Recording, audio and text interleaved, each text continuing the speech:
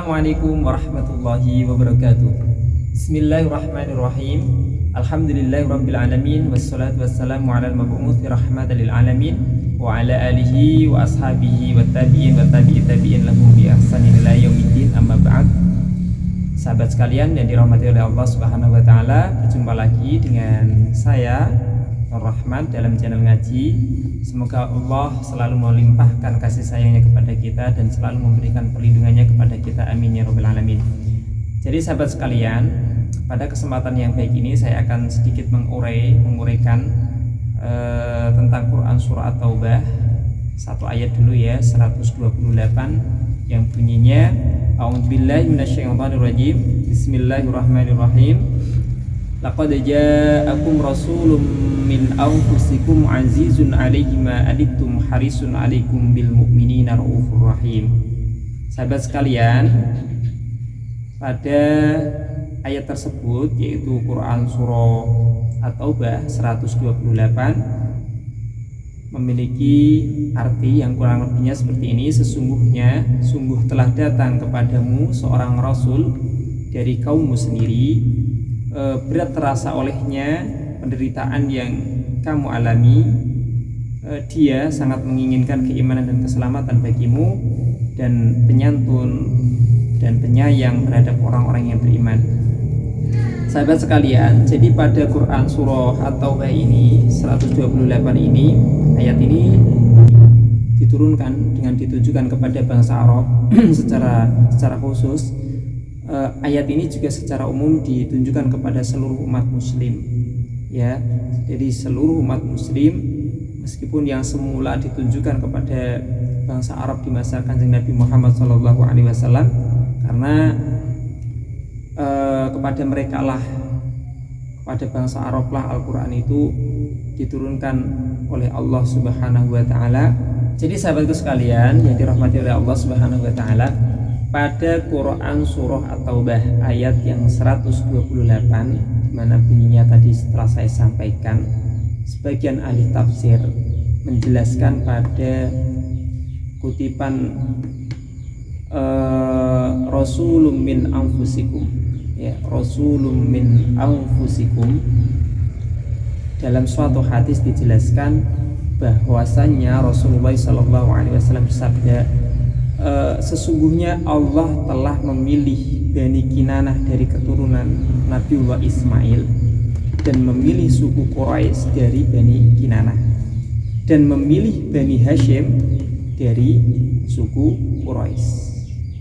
Ya, kemudian Allah telah memilih Nabiullah Muhammad dari golongan Bani Quraisy. Jadi sahabat sekalian, dari ayat dan hadis di atas itu dapat difahami tentang kesucian keturunan Kanjeng Nabi Muhammad SAW yang berasal dari suku-suku pilihan dari bangsa Arab kala itu. Jadi tentu kita dapat memahami dari Quran surah At-Taubah yang 128 itu ada beberapa pelajaran yang bisa kita petik dan kita teladani. Yang pertama, Nabiullah Muhammad SAW, beliau itu tidak merasa senang jika umatnya ditimpa sesuatu yang tidak diinginkan, ya, ditimpa sesuatu yang tidak diinginkan. Misalkan dihinakan, ya, dijajah, diperhamba oleh musuh-musuhnya. Itu yang terjadi dalam sirah-sirah nabawiyah. Kita tentu mengingat sekali saat Rasulullah mengenalkan Islam kepada kaumnya, di mana kaum Quraisy saat itu, masyarakat jahiliyah masa itu, mereka sudah menyatu dengan kebiasaan-kebiasaan yang berseberangan dengan Islam. Tentu Rasulullah dalam hal ini anak pribumi yang sangat merasakan tentang keadaan seperti itu, ya, merasakan sekali pahitnya keadaan seperti itu, sehingga oleh Allah ketika Rasulullah diangkat menjadi nabi dan rasul, yang pertama kali beliau lakukan adalah bitauhidillah, yaitu nopo mengenalkan penduduk-penduduk di sekitarnya itu untuk mengenal Allah Subhanahu wa taala, untuk kembali kepada jalan Allah Subhanahu wa taala. Jadi itu pelajaran dari Quran surah At-Taubah 128. Laqad ja'akum rasulun min anfusikum azizun 'alaihi ma anittum harisun 'alaikum bil mu'minina raufur rahim. Jadi Kanjeng Nabi juga sangat menginginkan agar umatnya ini mendapatkan taufik dari Allah Subhanahu wa taala. Beliau adalah Nabiullah yang paling semangat. Tentu semua nabi paling semangat, dan kita tahu bahwa beliau dalam berdakwah mengenalkan agama Allah itu tidak kenal lelah, tidak kenal sakit, ya, tidak menghiraukan apapun yang membahayakan diri beliau. Itu yang dapat kita ambil sedikit dari Quran surah At-Taubah ayat 128.